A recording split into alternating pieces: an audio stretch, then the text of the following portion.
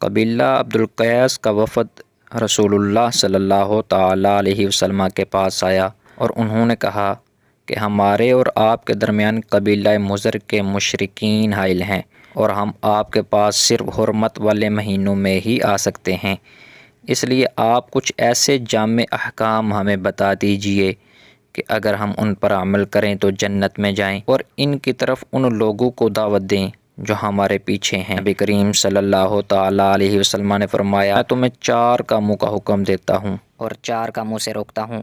मैं तुम्हें ईमान बिल्लाह का हुक्म देता हूँ। तुम्हें मालूम है कि ईमान बिल्लाह क्या है? इसकी गवाही देना कि अल्लाह के सिवा और कोई माबूद नहीं, और नमाज कायम करना और ज़कात देने और गनीमत में से 5वां हिस्सा देने का हुक्म देता हूँ। और तुम्हें 4 कामों से रोकता हूँ कि कद्दू की तोंबी और लकड़ी के खरीदे हुए बर्तन और रोगनी बर्तनों और सब्ज़ लाखी बर्तनों में मत पिया करो।